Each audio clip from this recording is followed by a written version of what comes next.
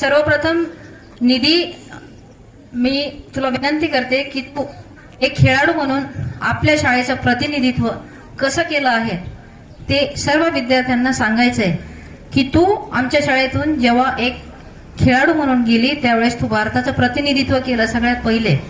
तर तू हे विद्यार्थ्यांना सांगायचंय की तू आपल्या शाळेकडून कुठल्या अशा गोष्टी घेऊन गेली की जेणेकरून तुला भारताचं प्रतिनिधित्व करताना मदत झाली.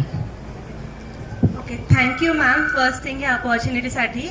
आणि तुमचं जे प्रश्न आहे त्याला उत्तर सगळ्यात सिम्पल आहे, वन वर्ड आन्सर आहे, दॅट इज डिसिप्लिन. म्हणजे आम्ही जेव्हा होतो तेव्हा स्काउट गाईड, व्हॉलंटियर्स वगैरे काही नव्हते. That was Nilesh sir and Dhanashree ma'am who started the concept of volunteering the students along with the assembly and other lunch and stuff.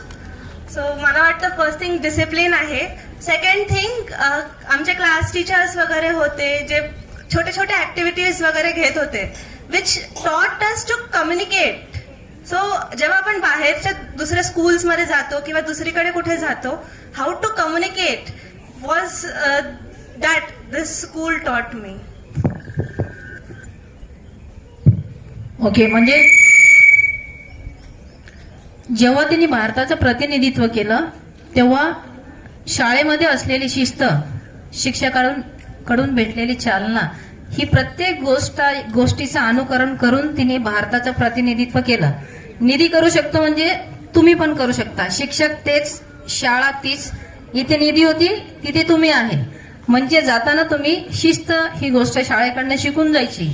बाकी गोष्ट तुम्हाला भेटणारच पुस्तकांमधून, पण शिस्त आणि चालना ही शिक्षकांकडून घ्यायची. नेक्स्ट क्वेश्चन बेटा, how did participating in the sport during your school years shape your personal and professional life? So participating in sports was the base. Like I was nowhere in the school.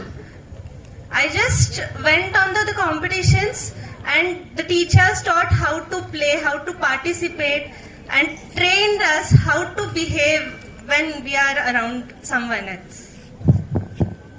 Okay, thank you Nidhi. Next question, gymnastic हा खेळ career म्हणून निवडावा याची प्रेरणा तुला कुठून मिळाली? माझी आई. Okay, आई. बर. कारण लहान असल्यापासून मी खूप हायपर ऍक्टिव्ह होते. आईला कुठेतरी माझी एनर्जी एंगेज करायची होती आणि असं वाटलं बहुतेक तिला की gymnastics will be the right sport for her. So she put me in gymnastics and encouraged me. बर, तू शाळेत असताना फक्त जिम्नॅस्टिक खेळायची की आणखीन असे खेळ होते जेणेकरून तुला मोटिवेशन मिळालं की मी आणखीन खेळ म्हणजे जिम्नॅस्टिक मध्ये करिअर करू शकते? ऍक्च्युली तसं काही टार्गेट नव्हतं माझं. मला जसे जसे चान्स मिळत गेले, जसे तुम्ही चान्स दिले तसं मी खेळत गेले. अपार्ट फ्रॉम जिम्नॅस्टिक्स मी भरपूर स्पोर्ट्स केले. म्हणजे gymnastics was my main sport, पण ते स्कूलच्या बाहेर. स्कूलमध्ये असताना मी व्हॉलीबॉल खेळली आहे, कबड्डी खेळली आहे, क्रिकेट खेळली आहे, भरपूर काही गेम, टेनिक्वाईट खेळली आहे.